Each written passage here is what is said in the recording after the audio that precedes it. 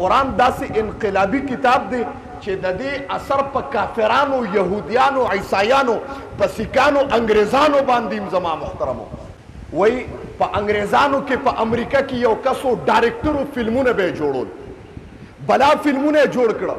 هغه سره چې یو اسسټنټ هغه مسلمانو و دغه اسسټنټ ته یو ورځ ووایي چې ما د دنیا فلمونه جوړ کړه لیکن یو فلم په اسلام باندې جوړوم. ما له داسې څوک پیدا کړه چې اذان ویلی شي د مسلمانانو، و ما له داسې یو کس پیدا کړه چې د قرآن تلاوت په ښایسته اواز سره کولی شي چې دلته مونځو کې او د مسلمانانو فلم زه جوړ کړم. زما محترم خبرې ته توجه کوئ.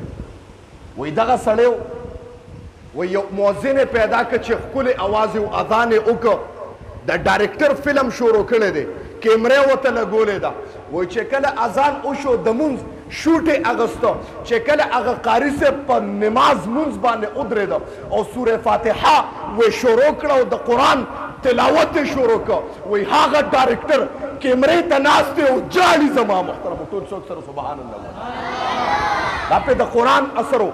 وایي چې هغه مسلمان مونځ ختم کړ، فلم برابر شو، هغه ډایرکټر کیمرې وغورځولې، هغه خپل اسسټنټ ته وی ما تاسو خپل عالم نه بوزئ، قسم دې ستاسو په کتاب کې داسې تاثیر دی، داسې اثر دی او داسې انقلاب دی چې په یو تلاوت سره ستاسو د کتاب او د قرآن داسې اثر دی چې د هغې په اورېدو سره زما زړه بدل شو. ما ته کلمه ووایه، هغه سړی الله تبارک وتعالی مسلمان کړ. زما محترم دا د قرآن انقلاب دی. زما محترمو چې د قرآن انقلاب په غیرو باندې دونه اثر کوي. خپله ورته ووایي ظالمه لیونی شوې، کیمرې هر څه دې مات کړه، د دنیا پیسې به دې ګټلې.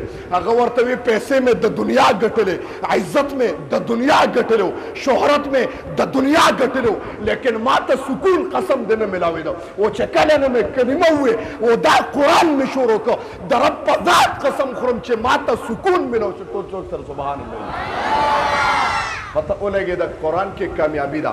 او قرآن د مسلمان څه کې د غیر د پرم یو انقلابي کتاب دی. چا چې د قرآن تلاوت اورېدلی دی او څوک چې د قرآن د مټاس نه واقف شوي دي، قسم دی که هغه له بل شی خوند ورکوي. او دا د قرآن معجزه ده. ګورئ دا د قرآن معجزه ده چې ماشومان یې وایي دا د قرآن معجزه ده. ما وی دا د قرآن معجزه ده او د قرآن اثر ما وی دا په مسلمان څه کې چې د مسلمان بچی بچی د قرآن ورځي، دا په کافرو باندې کېږي.